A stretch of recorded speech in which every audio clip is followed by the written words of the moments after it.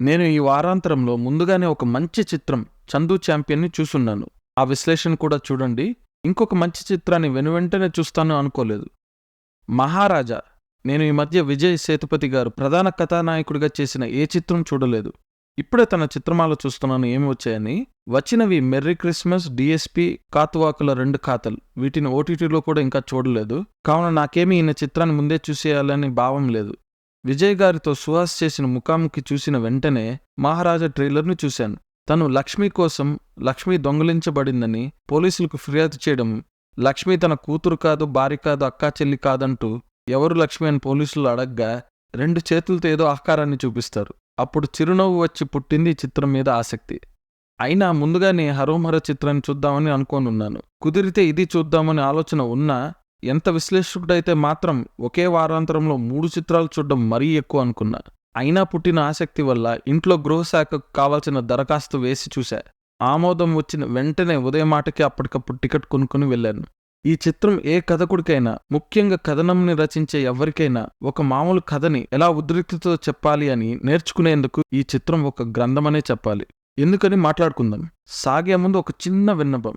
తెలుగులో పూర్తిగా ఒక్క ఆంగ్ల పదం కూడా దొరలకుండా మాట్లాడడం కరువుతున్న ఈ తరంలో ఉన్న సమాజ ప్రవాహానికి ఎదురీదుతూ తెలుగు మీద ఉన్న మమకారంతో మీకు చిత్రాల గురించి వాటి విశ్లేషణలు గాని సమీక్షలు గాని పూర్తిగా తెలుగులో రచించి మాట్లాడుతూ ఎలాంటి బూతులు, ద్వందార్థాల పదాలు లేకుండా, ఎవరి మీద ఎలాంటి రాగద్వేషాలు లేకుండా, కల్మషం లేకుండా ఉన్నది ఉన్నట్లుగా మీకు సమర్పిస్తున్న మాకు మీ ప్రేమ ప్రోత్సాహం కావాలి. మీరు మా ఈ వీడియోలకు లైక్లు ముక్కుమ్మడిగా గుద్దితే యూట్యూబ్ మా ఈ వీడియోలను విస్తృతంగా ఎక్కువ మందికి చేరుస్తుంది.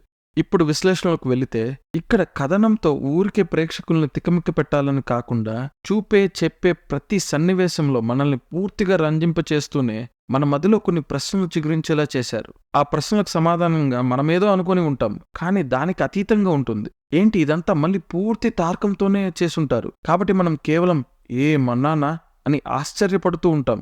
ఏంటి ఇదంతా ఇంటర్వెల్కే మనకు కావాల్సినంతగా ఉంటుంది. ఇంటర్వెల్ తర్వాత చిత్రం ఇంకా వేగం పుంజుకుంటుంది.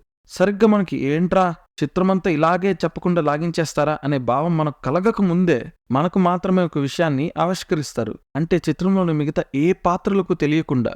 అప్పుడు మనం ఉద్రేకంతో దిగ్భ్రాంతి చెందేంత పని అవుతుంది. తర్వాత ఒక్కొక్క పాత్రకు తెలుసో తెలియదని మనకు తెలియజేస్తూ వచ్చే ప్రక్రియలో ఆయా పాత్రలకు తెలిసినప్పుడు వాళ్ళ స్పందన, ప్రతిస్పందనల వల్ల మనకు కలిగే భావ ఉద్రిక్తత అంతా ఇంత కాదు. చివర్లో ఏదైతే కథానాయకుడికే ఒక విషయం తెలుస్తుందో చాలా అద్భుతంగా ఉంటుంది. అది ఆయన నటనతో గొప్పగా ఆవిష్కరిస్తారు.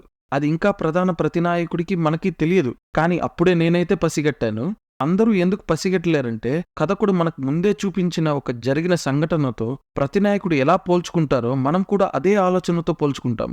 కానీ నాలాగా అప్పుడే పసిగట్టిన వాళ్ళకు మాత్రం ఉంటుంది, అయ్యో అయ్యో అని అనిపిస్తుంది. ఎక్కువసేపు తీసుకోకుండా చివరగా ఏదైతే ప్రతినాయకుడే ఎవరూ చెప్పకుండా తెలుసుకుంటాడో దానిని అప్పుడే మనకు కూడా ఆవిష్కరిస్తారు. చిత్రమంతా బరువైన లోతైన భావోద్వేగాలకే మనం లోనవుతాం. కానీ మనకు తెలియకుండానే ఈ చిత్రం మొదటి సగంలో చాలా హాస్యం వల్ల తేలికగా నవ్వుకుంటాం కూడా. ఏంటి అది ఏ పాత్ర నవ్వకుండా, కానీ మనం మాత్రం నవ్వుకుంటాం. ఏ చిత్రమైనా ఒక కథకుడైన దర్శకుడి మాధ్యమం తను కథలో పాత్రలనే దర్శకత్వం వహిస్తున్నా వారి ద్వారా ప్రేక్షకులను కూడా దర్శకత్వం చేయగల మహిమ సత్తా ఉంది అని ఈ చిత్రం మనకు తెలియజేస్తుంది. అందుకే ఈ చిత్రం ఒక గ్రంథంగా అభివర్ణించాను. సరే, ఇంత గొప్పగా కథకుడు, దర్శకుడు కథనంతో రంజింపజేస్తే ఇక నటీనటుల పని సులభం అనుకుంటే పొరపాటే. మరీ ముఖ్యంగా ప్రధాన కథానాయకుడైన మన ప్రియమైన విజయ్ సేతుపతి గారు. ఆయన తన నటనా విశ్వరూపాన్ని ఇందులో ప్రదర్శించారనే చెప్పాలి. ఆయన పాత్ర చూస్తే సాధారణ మంగళవాడి పాత్ర. చేతిలో చిన్న శవరకత్తితో ఒక యుద్ధమే చేయవచ్చని ఆయన నటనా ప్రతిభతో తేల్చి చెప్పారు ఇందులో. ఈ చిత్రంలో ఆయన నటన ఏమాత్రం గతి తప్పినా, ఎంత పకడ్బందీ కథనం ఉన్నా అంతా తేలిపోయేది. ఎందుకంటే కథానాయకుడి అంతర్మదనంతోనే మన భావోద్వేగ ప్రయాణం. ఆయన అభినయ హావభావంతో మనకు ఏమి బహిర్గతం చేయకూడదు, కానీ ఆయన ఒక సముద్రమంత భారాన్ని ఏదో మోస్తున్నాడని చూపించాలి. సాధారణంగా చెప్పాలంటే ఈ చిత్రం ఒక గ్రంథమైతే తిను నటనా విశ్వవిద్యాలయమనే చెప్పాలి. నటులు కావాలనుకునే వారికి ఈ చిత్రంలో ఆయన ముఖ కదలికలను గమనించవచ్చు. మరీ ముఖ్యంగా ఆయన శరీర ఆహార్య రీతి అంటే బాడీ లాంగ్వేజ్ను కూడా గమనించవచ్చు. ఎలా చేస్తున్నారని గమనిస్తే ఎంతైనా నేర్చుకోవచ్చు. ఒక సన్నివేశంని నటనతో ఎంత ఎత్తుకైనా తీసుకువెళ్లొచ్చు అని తెలుసుకోవచ్చు.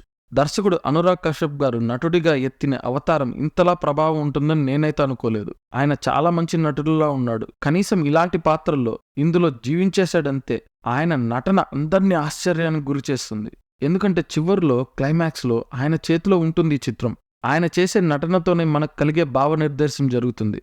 మిగతా పాత్రలు కూడా అందరూ చాలా బాగా చేశారనే చెప్పాలి. ఇలా గొప్ప నటన, గొప్ప కథనానికి తోడైతే జరిగే సమ్మోహనమే ఈ చిత్రం. నాకు తెలిసి ఇంత వివరంగా ఎక్కడ కథను బహిర్గతం చేయకుండా అది పూర్తిగా స్వచ్ఛమైన తెలుగులో ఏ చిత్ర విశ్లేషణ అయినా దొరుకుతుందా అంటే ఇక్కడ మాత్రమే దొరుకుతుందని నేను బల్లగుత్తి మరీ చెప్పగలను. మా ఈ వీడియోని మీరు మూకుమ్మడిగా లైక్లు గుద్దితేనే యూట్యూబ్ మా ఈ వీడియోలను విస్తృతంగా ఎక్కువ మందికి చేరుస్తుంది. ఇంకొక చిత్ర విశ్లేషణతో మళ్ళీ కలుద్దాం. ఇట్లు మీ అభిమాన తెలుగు విశ్లేషకుడు. మీకు మా విశ్లేషణ నచ్చితే మీ ప్రేమను మాకు తెలపడానికి లైక్ చేయండి. ఆ ప్రేమను పంచడానికి షేర్ చేయండి. మీ ఆశీర్వాదం మాకు ఇవ్వడానికి సబ్స్క్రైబ్ చేయండి. మరొక విశ్లేషణతో కలుద్దాం. అప్పటి వరకు మీ ప్రేమకు ధన్యవాదములు.